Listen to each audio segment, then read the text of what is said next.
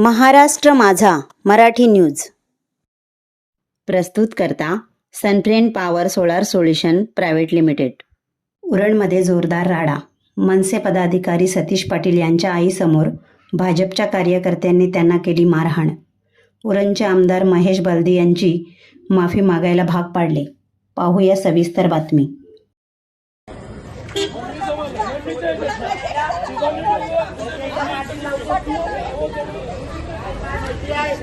फालतूगिरी करतोस ती? तुला माहिती आहे का त्याचा पाटील नको लावू। अरे दलिंदर दलिंद्री गप बस तोंड गप कर।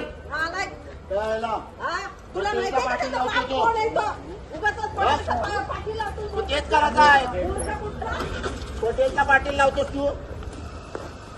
अरे चल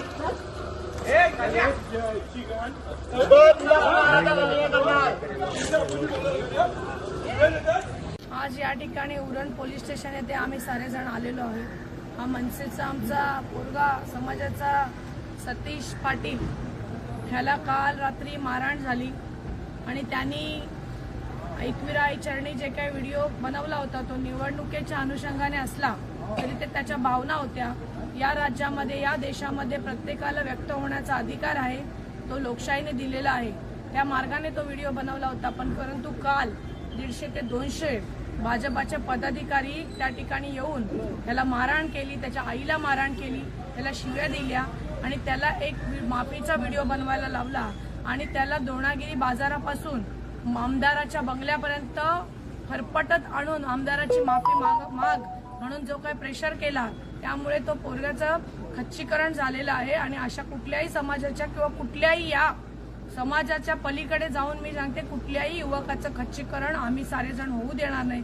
त्यामध्ये अनेक वल्गना केल्या की गणेश शिंदेना पोचवू, तुला पोचवू, आम्हाला सगळ्यांना पोचवू, अशा धमक्या त्यामध्ये दिलेल्या।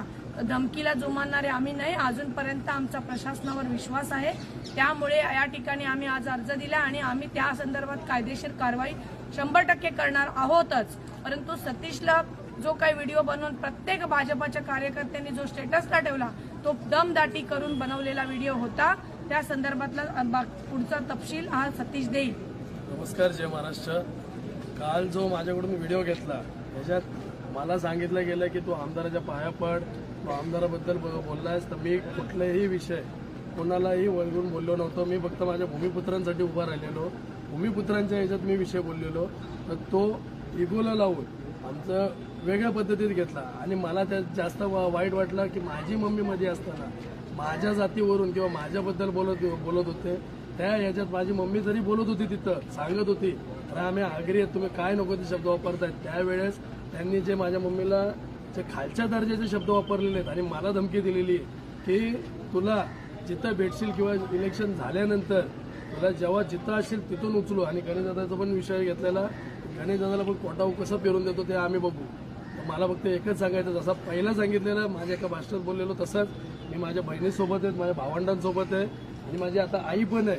त्यावेळेस मी सांगितलेलं मी घराच्या बाहेर पडलो तर मी फक्त घराच्या बाहेर पडलो तर मी महाराष्ट्राचा आहे, मी मराठी माणसासाठी आणि माझ्या भूमिपुत्रांसाठी आहे। जसा मी माझ्या बहिणीसाठी उभा राहिलेलो त्यावेळेस मी कसा माझ्या बहिणीसाठी उभा होतो तो आतापर्यंत ठाम आहे। ज्या मला धमक्या दिलेल्या आहेत, ज्या धमक्यांमध्ये मला सांगितलेलं आहे की तुला ठार मारू हे करू, तर मी त्या धमक्यांसाठी मी सदैव एकटाच उभा आहे। जिथं यायचं जसं यायचं, आता 150 जण आलेले आहेत, पुढच्या वेळेस पण या, मी एकटाच तुम्हाला उभा आहे।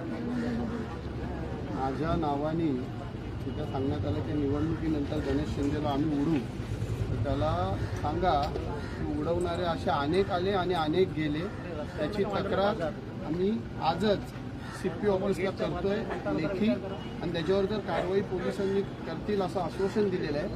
तर पुढे बघूया, कारवाई केली नाही केली तर नंतर पुढचं उत्तर आम्ही त्याच ताकदीने आम्ही द्यायची आमची तयारी आहे। जय हिंद, जय महाराष्ट्र। जय हिंद, जय महाराष्ट्र।